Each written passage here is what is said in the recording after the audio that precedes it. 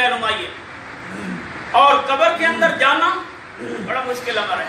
باہر سے بیٹھ کے بندے سارے باتیں کر لیتے ہیں.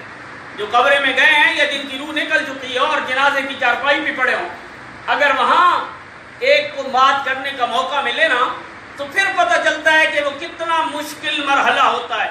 حضور نبی کریم صلی اللہ علیہ وآلہ وسلم نے فرمایا، یہ بھی بخاری کی حدیث ہے، فرمایا میت چارپائی پہ جب پڑی ہوتی ہے اس وقت وہ کلام کر رہی ہوتی ہے اور ہر چیز اس کی کلام کو سن رہی ہوتی ہے.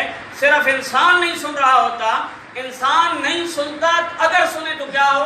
حضور نے فرمایا لو سمع الانسان لصعق، فرمایا جو میت چارپائی کی پر پڑی ہوتی ہے اس وقت جو اس کی آہوزاری ہوتی ہے، جو رونا ہوتا ہے، جو کرب کی تکلیف کی شدت ہوتی ہے، فرمایا وہ اتنی سخت ہوتی ہے اگر یہ زندہ انسان اس کی آہ و بکا سنے. حضور فرما رہے، آقا کریم صلی اللہ علیہ وآلہ وسلم نے فرمایا یہ زندہ اگر اس کی آہ و بکا سن لیں، لو سمع الانسان لصعق، اگر یہ سنے تو یہ بے ہوش ہو جائے. اس طرح کا دردناک انداز ہوتا ہے اس وقت میت کا.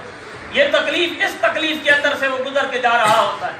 اور اس کرب اور کیفیت کے اندر مولا علی سے کسی نے پوچھا، حضور سب سے مشکل امر کیا ہے اور مشکل تر کیا ہے؟ مشکل اور مشکل تر کیا ہے؟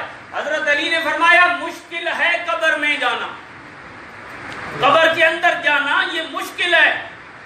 اور اس سے بھی مشکل، فرمایا اس سے مشکل یہ ہے کہ بندہ نیکیوں کے بغیر قبر میں اتر جائے، اعمال صالحہ پاس نہ ہو، نیکیوں کے بغیر قبر کے اندر اتر جائے، یہ زیادہ مشکل تر ہے. تو دوستان گرامی قدر، یہ قبر ایسا مرحلہ ہے جس میں ہر ایک نے جانا ہے. امیر ہے یا غریب ہے، پڑھا لکھا ہے یا ان پڑھ ہے، چھوٹا ہے یا بڑا ہے، مسلمان ہے غیر مسلم ہے، نیک ہے بد ہے، ہر ایک نے یہاں سے جانا تو ہے، کچھ تو کرنا ہے.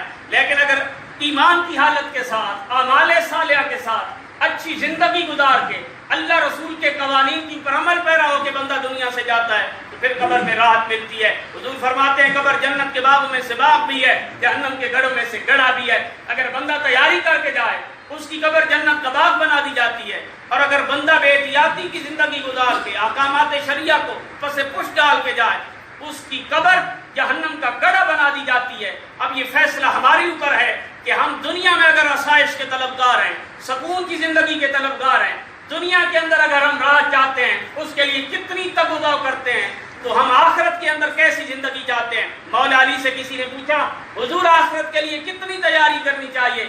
آپ نے فرمایا جتنا دنیا میں رہنا ہے اتنی دنیا کے لیے تیاری کرو، جتنا آخرت میں رہنا ہے اتنی آخرت کے لیے تیاری کرو.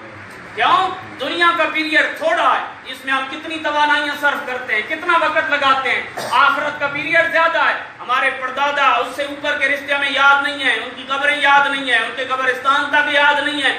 وہ کہانی ختم ہو گئی، آج ان کی نسلیں کہاں بس رہی ہیں، ختم ہو گئی کہانی.